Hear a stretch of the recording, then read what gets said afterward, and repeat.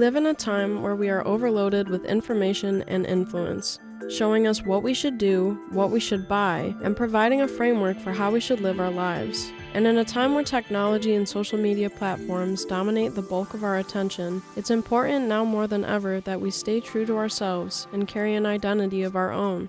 Who you are is not for the world to dictate, but for you to discover. And while life is demanding, this time is yours, so how do you want to spend it?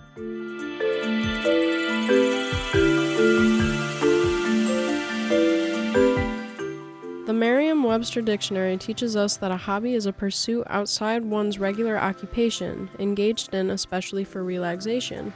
When you make the decision to engage in a hobby, you're ultimately dedicating your time and energy into something that you're passionate about, something that you enjoy. And the possibilities are endless. Any activity you could possibly imagine, there's probably a hobby for that. And as our friends Frank, Aaron, and John are about to share, not only does having a hobby help you to become a stronger person as you learn more about yourself, but you have a lot of fun in the process.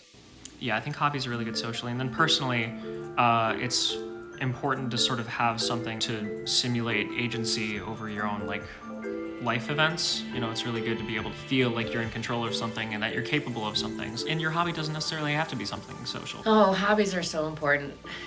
Growing up too, I think it's important for youth to explore different things that they like. I think it's important to have some sort of outlet from stressors in your life, be it from your job or school or family, whatever. It's just important to have something that can distract you and be your kind of therapy. The importance of having a hobby is some self-worth and a sense of accomplishment. It's a nice escape too, and things that you can do with yourself or with friends.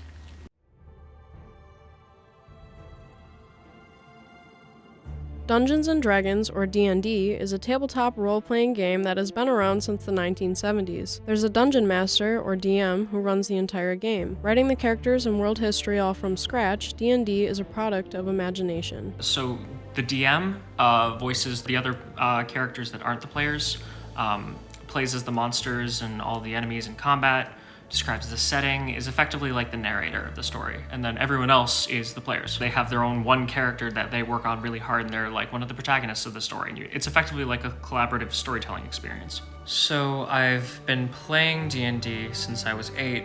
Me and my brother would both play with my dad, but I've been writing and running it and DMing it since early high school. So I've been working on this current world since I came to Brockport 4-ish years ago. I'm writing a world from scratch, so I made the map, a whole timeline of history that never happened, and characters and dynamics and factions and little governments. I had to make a wiki to keep it all straight, because it was just floating in my notes pages. There was just 1,000 pages of just nonsense lore. Erin O'Hara is a dancer who was first prompted to pursue dance when she was just 8 years old. After hearing her older cousin say that she wanted to do jazz, Erin immediately went home and, without understanding what it was, told her mother that she wanted to take jazz. Nonetheless, Erin was hooked from her very first recital. I just was on stage, couldn't stop smiling. I thought it was the coolest thing with the lights on you and hearing the crowd cheer for you and showing off the hard work that you did all year. It's taught me so much in my life: confidence, independence, responsibility, accountability. And it's also been a great kind of therapy for me over the years. Whenever I was going through something, I could express my feelings better with dance sometimes than just talking to somebody. And also just the act of dancing and sweating it out and just letting go. While Erin was teaching at her first studio, she quickly learned that she didn't like having someone telling her how to choreograph. Unable to keep her integrity and truly express herself, Erin took a leap of faith by opening her own studio. While Erin has faced several challenges to get to where she is now, she takes pride in being able to give back to the dance community, where she can teach aspiring dancers the importance of hard work and accomplishment. Plus, I think learning responsibility, independence, confidence in something. Everyone needs to have something that they feel like they're good at, something to set them apart and make them more individual.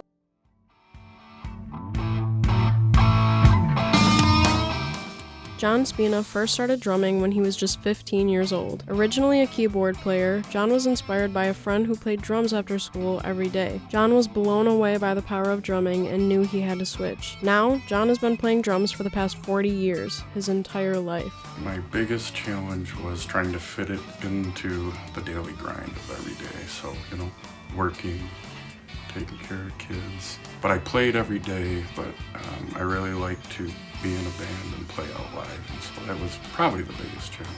Drumming has taught me that if you try hard enough and you work long enough, you can do just about anything you want, whether it's drumming or being successful at work. For me, when I'm in a band, it's a good way to make good friends. Drumming provides an escape for me, so it's an outlet that gets you away from the daily grind. Time is arguably our most valued asset, yet so many of us take this finite time for granted. And as demanding as our lives have become in the 21st century, it wasn't until our civilization reached a certain level of sophistication that leisure time was introduced. Now that our society has reached such a high standard of living, the opportunities that exist are endless. But regardless of what you decide to pursue, you begin to play an active role in your life as you become more intentional with your time. By building this foundational relationship with yourself, you develop a sense of character and cultivate a deeper purpose in your life.